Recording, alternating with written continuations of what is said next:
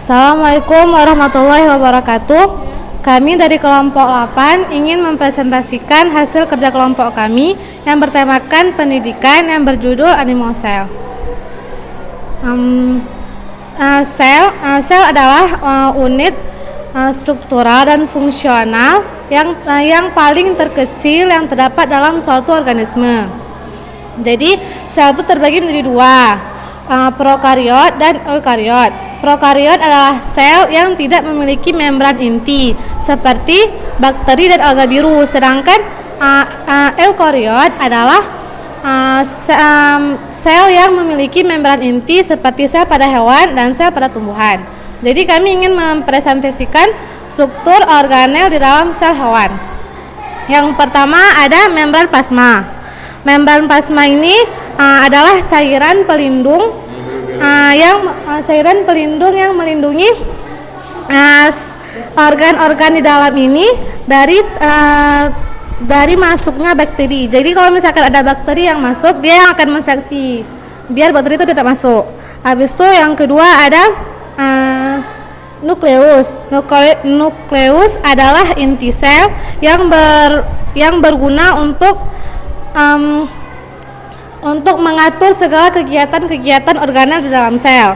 Dia sama seperti fungsi otak pada manusia. Dan yang di tengahnya adalah nukleolus, yaitu anak inti sel yang mengandung DNA untuk pembelahan sel. Jadi kalau misalkan sel ini ingin membelah diri, maka dia yang berfungsi, dia yang membelahnya. Kemudian ada retikulum endoplasma. Retikulum endoplasma adalah saluran melengkung yang terbentang antara inti sel dan sitoplasma. Retikulum endoplasma terbagi menjadi dua, yaitu retikulum endoplasma halus dan retikulum endoplasma kasar. Retikulum endoplasma kasar adalah retikulum yang ditempeli oleh ribosom. Retikulum endoplasma kasar berfungsi untuk menghasilkan protein, sedangkan retikulum endoplasma halus berfungsi untuk menghasilkan lemak. Selanjutnya ada sitoplasma. Sitoplasma adalah cairan di dalam sel yang berfungsi untuk menjaga organel-organel agar tidak rusak saat terjadinya goncangan akibat tabrakan. Kemudian ada ribosom. Ribosom adalah bulat-bulat kecil yang tersebar di dalam cairan sel, dan ada juga yang menempel di retikulum endoplasma yang fungsinya untuk menghasilkan protein. Kemudian ada mitokondria. Mitokondria fungsi keseluruhannya adalah untuk respirasi sel atau pernapasan pada sel.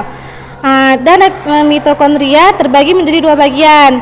Yang kuning namanya krista dan yang oranye matriks. Krista berfungsi untuk meningkatkan produktivitas respirasi sel, dan yang oranye dia mengandung enzim respirasi sel.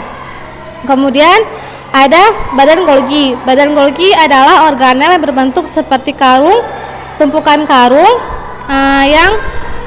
yang mempunyai fungsi seperti bengkel. Dia akan memperbaiki setiap organel yang rusak dan menyediakan cadangan apabila organel tersebut terjadi kerusakan di dalamnya. Kemudian yang terakhir adalah lisosom. Lisosom ini dia organel berbentuk seperti kentang. Dia adalah pertahanan terakhir. Dia akan melawan bakteri yang lolos ketika terjadinya seleksi di membran plasma. Misalkan bakteri itu lolos, maka dia akan menghadang, dia akan menghancurkan.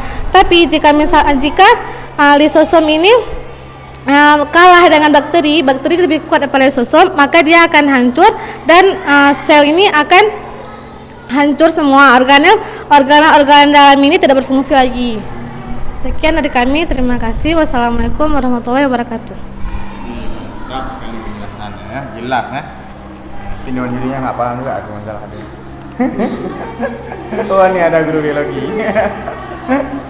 Bisa nggak paham masalah sel-sel. Ini biologi ya. Ya.